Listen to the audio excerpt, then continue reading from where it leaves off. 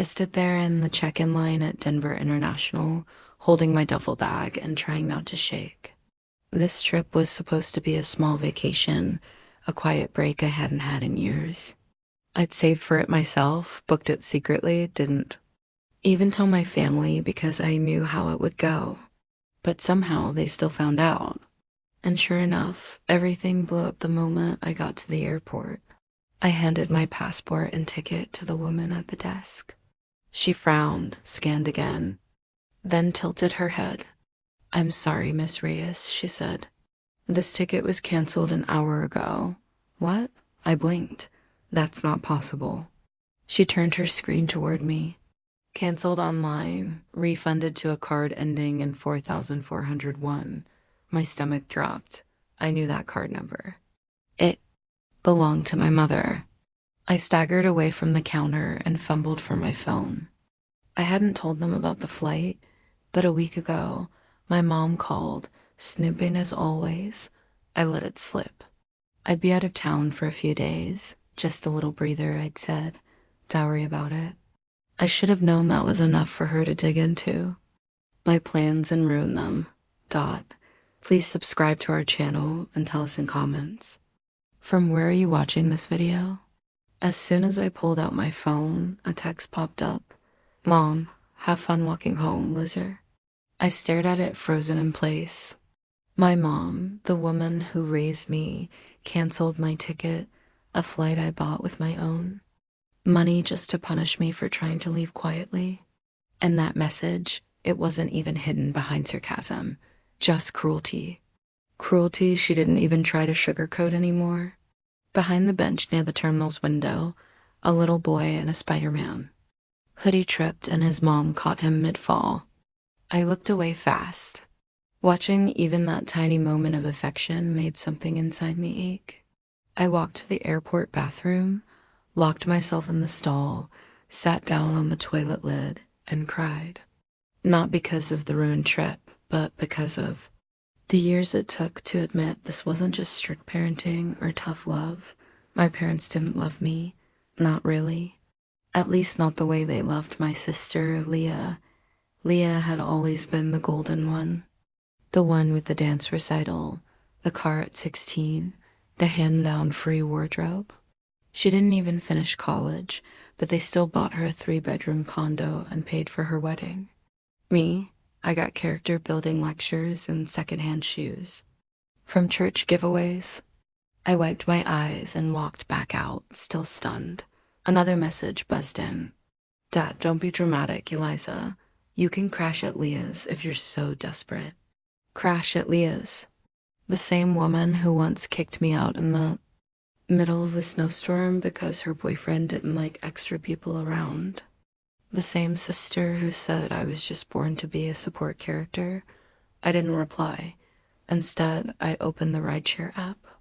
I was still standing in the pickup lane, figuring out if I even had enough money to get back across town when a small white car pulled up. It wasn't mine, but the driver leaned out and said, "You all right? You look like you just got hit by a truck." I gave a small laugh, close to text. He smiled kindly. "Rough family." I nodded. "You could say that." "Hop in. I'm off shift, but I'll get you wherever you need to go." I hesitated for a second, but something about the man, older, gentle eyes, worn hands, felt like a kindness I hadn't been offered in years. I climbed in. "Where to?" he asked. I almost said home, but I paused. Nowhere. "Just can we drive for a bit?" He didn't question it. He just drove. For the first time in years, I let myself talk. Not just small talk, real talk about my parents, about Leah, about how every small victory of mine had been stolen, sabotaged, or mocked. The man who eventually told me his name was Harvey. Didn't say much. He just nodded, listened. After 30 minutes, he pulled into a park and said, "You know, I have a daughter. Reminds me of you. Stronger than she thinks." I smiled at that. "She lucky to have you." He laughed a little sad.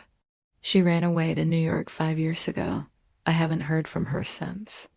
I keep hoping she's okay." I looked at him. "I think she's probably Better than okay. We sat in silence for a few minutes before I pulled out my phone again. This time I didn't cry. I logged into a folder I hadn't touched in months. It was labeled Options. Inside were the documents from a life I'd been slowly building secretly. Years ago, when I was in college, I took a financial planning course just to fill credits, but I fell in love with it. After that, I did odd jobs, worked double shifts, interned for free. Eventually, I learned enough to start investing. I didn't tell anyone, not even friends. I bought stock, then real estate, then more. My parents never noticed. They thought I was poor because I drove a 2007 Corolla and lived in a basement suite. But they didn't know about the portfolio under my name. They didn't know I owned the house they rented from. They didn't know that the nice landlord who let them skip 2 months of rent during Leah's wedding lost them. They didn't know I was sitting on $78 million in assets. And they didn't know that their texts weren't destroying me. They were freeing me. Freeing me to finally respond. I turned to Harvey and smiled. I think I'm done being their daughter. He tilted his head. What are you? Mean? I looked out the window. I think I'm about to become their landlord. And with that, I sent the message that started it all. Me, don't worry, Mom. I'll be home soon. The ride back to the suburbs felt different this time. Not because of the air or traffic, but because for once I wasn't returning as their doormat. I was returning as something else entirely. As Harvey dropped me off near the corner, I thanked him. He patted the dash and smiled. You go be the storm, Eliza. I walked to the last block. Their house looked the same beige siding, overgrown lawn, Leah's white SUV in the driveway. It was the same house they used to scream at me in. The same house they kicked me out of 3 times before I turned 20, but now it was mine.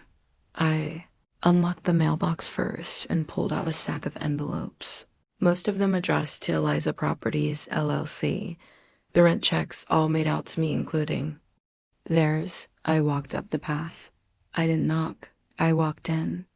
My mother looked up from the couch and frowned. Why are you here? My father came out of the kitchen, chewing loudly on a sandwich. I thought we canceled your trip. Shouldn't you be sulking? Somewhere. Leah sat at the kitchen island, filing her nails like a villain in a soap opera. Thought you'd be crying in the terminal by now. Guess the charity flight didn't fall through, huh? I just set my bag down slowly and pulled out a plain manila envelope. Dad squinted. What's that? Eviction notice, I said, placing one copy on the counter, one on the fridge, and one on the stairs. Mom scoffed. Excuse me. You're 3 months behind on rent under the agreement you signed with Eliza Properties, LLC. That's me. And terminating the lease. Dad's face turned a shade redder. You don't own this house. Oh, I tapped the deed. Purchased under a private trust 2 years ago. I let you stay out of pity. But the text you sent earlier, the one where you called me a loser, that's not a tenant I feel safe renting to anymore. They stared at me like I'd grown a second head. Leah sat down her file and laughed. You're joking. I'm not. I pulled out my phone and hit play on a voice memo. Let's cancel her flight. Teach her not to keep secrets. She's always been ungrateful. Wants to go on vacation while we sit here struggling. Maybe she'll get stranded. Serves her right. Their voices caught on the cheap baby monitor I'd hidden in my duffel bag last week when I stopped by. I knew they'd snoop. I just wanted to hear what they'd say when they thought I was gone. Mom gasped. You spied on us? No, I said. I documented my property being occupied by emotionally abusive squatters. Dad growled. You can't do this. I raised an eyebrow. You sure? Because I already did. Behind me, my phone buzzed. It was a notification from the tenant portal. $14,700 paid by Leah Baxter. Leah lunged over the counter. You said the rent was delayed. Only if you hadn't laughed when I tripped down the stairs last Christmas. Remember that while I was holding your kids' gifts? Her jaw tightened. You know what else I remember? I continued stepping closer, serving dinner to your kids while mine sat on the floor because he wasn't a real cousin. Don't twist this, Eliza. No, I'm just playing it back exactly how it happened. I walked up the stairs, the photos lining the wall, all of Leah, none of me. The frames bought with my money. I recognized the receipt from my old Amazon account they still logged into. In the guest room, once my childhood bedroom, I found a bin. My old sketchbooks, honors ribbons, college letters shoved into plastic. I took a photo. Then I carried the bin outside, poured it into the trash, and wheeled it to the curb. Leah was already on the phone, whisper screaming to her husband. Dad tried calling someone, maybe a lawyer. Didn't matter. I had a full legal trail. Receipts, audio, lease violations, rent records, all clean, all handled months in advance. They just didn't know who I really was because I never let them see her until now. I'll give you 3 days, I said quietly, standing by the door.